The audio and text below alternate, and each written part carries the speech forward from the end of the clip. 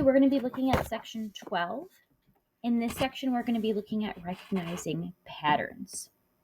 So we're going to consider the sequence of numbers and try to see if we can find what the pattern is. So it starts with 2 and then goes to -4. We're going to fill in the next 3 numbers in the sequence based on a pattern that you observe. You will write the rule that you use to generate the numbers. You'll repeat this at least 2 more times by considering a different pattern in the numbers. So one pattern might be that we multiply by -2. So multiply by -2. So then we could do times 2 and then times 2 for the next one, or times -2, excuse me.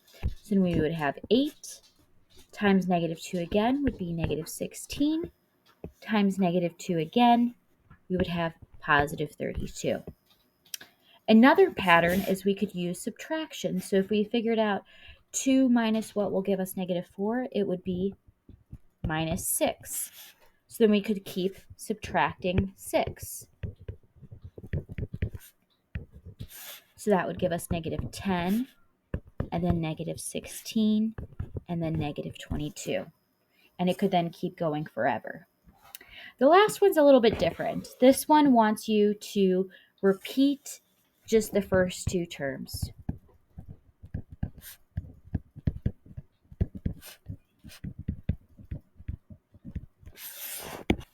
So then it would go from 2 to -4 to 2 to -4, back to 2, and then -4, and then it would keep going like that forever. It is human nature to generalize patterns that we see. This is an especially useful skill in mathematics. It will often be necessary in this course for you to write an expression to represent a pattern as you try to model a situation.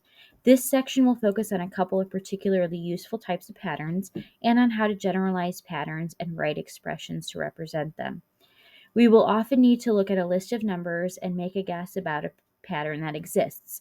This skill can help us create models, graphs, and projections for the future. This process of making an educated guess or conclusion based on the evidence provided is known as forming a conjecture. And conjecture is just a fancy word for a rule. You will need to make a conjecture in the next problem in order to write more terms of a sequence. So for this one, it says the Fibonacci sequence is a famous sequence of numbers that follows an interesting pattern. You're going to write the next 6 numbers in the sequence and describe the rule you are using to generate those values.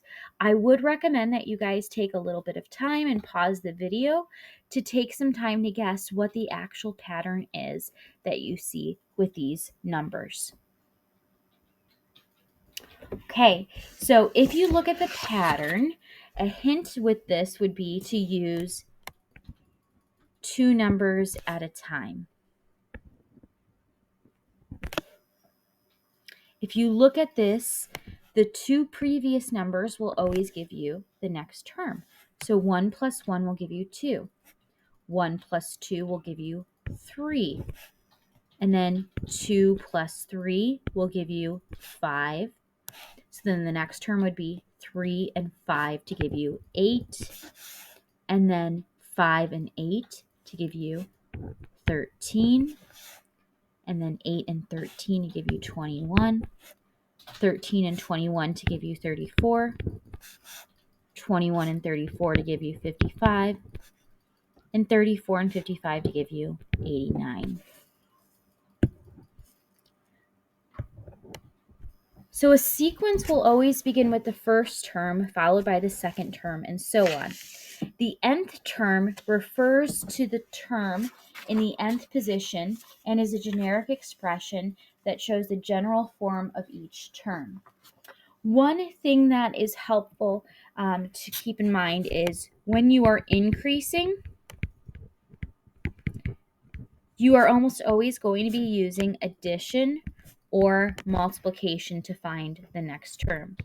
If you see that the sequence is decreasing, you are almost always going to be using subtraction or division to find the next term. So that usually helps you figure out at least how to start attacking a problem. So looking at this first one, I can see that the numbers are increasing. They are going up. Now, these numbers aren't really typical of what you would find with multiplication. So when I look at this, if I see that they're increasing by the same amount, I can then use addition.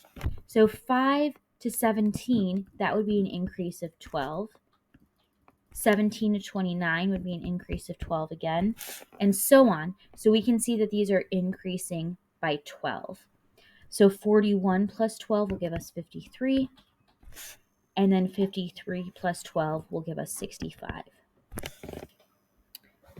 When we look at B, these ones we can see are decreasing. If they are decreasing by the same amount each time, then we can use subtraction. So I can see that these are going down by 4 each time. So they are subtracting by 4. So the next term would be 2, and then -2, and so on. This one, we can see that these are kind of increasing pretty rapidly. So usually that implies multiplication. So if we look at how we would get from 6 to 18, that would be times 3. And I can see that it works again to go from 18 to 54. 54 to 162 would be times 3. The next one would be 486, followed by 1,458. The last one, D here, is a little bit different. If we look at this, it has 2 parts for each of the terms. It has an x part, and then it has a plus part, which is just a constant. And I can see that the x part is just going up by 1 each time. So this x part would be 7x, followed by 8x. For the plus part, this one we can even think of as plus 0. This one would be plus 1, plus 2, plus 3, and then we would have plus 4, and then plus 5. For example 3, we are going to continue the sequence of numbers and generalize the sequence by writing an expression for the nth term. So in this next example, we will be looking at each term in the sequence and how it's been labeled with its term number.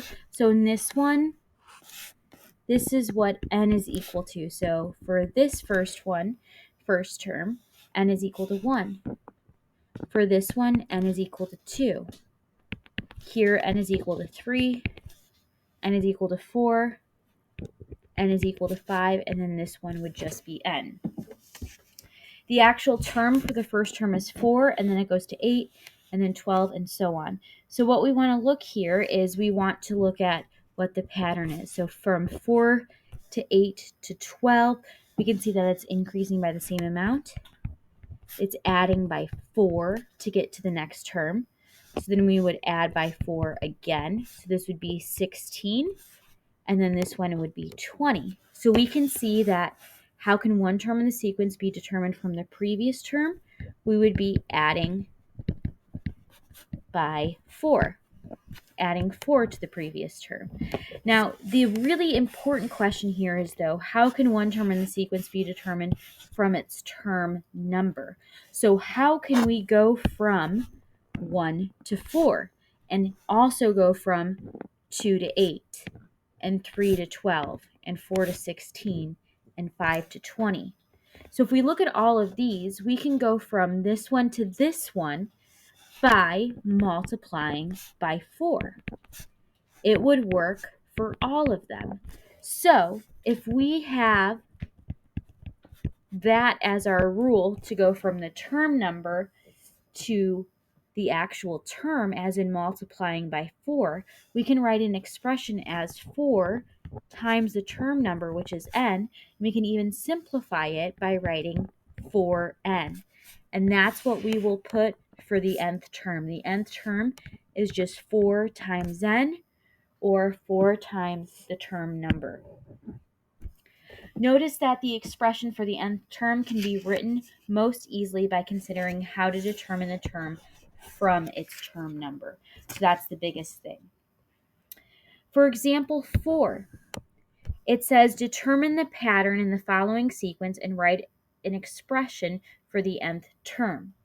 It may help to label the term number for each term to see the relationship between the term number and the values in the term.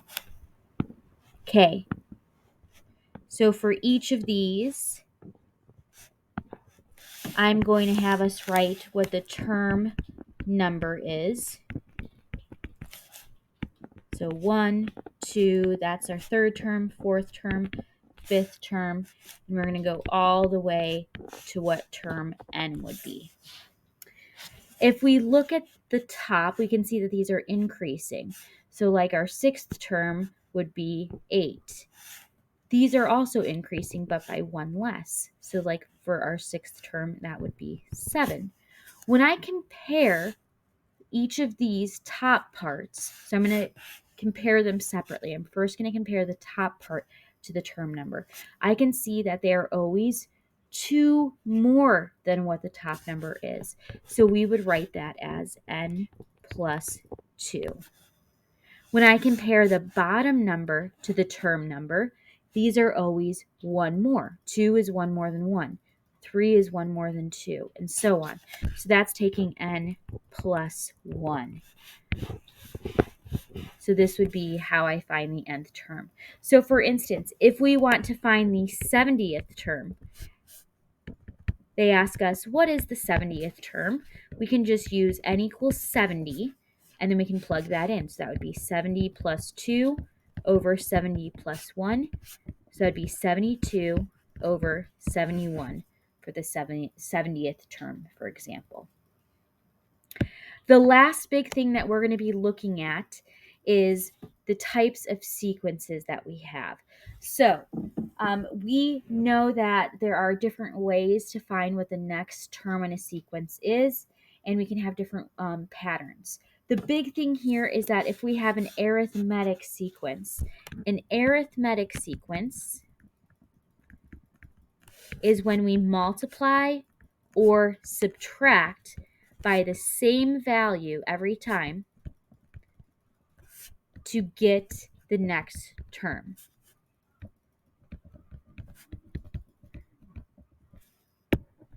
With geometric sequences, that is when we multiply or divide by the same value to get the next term.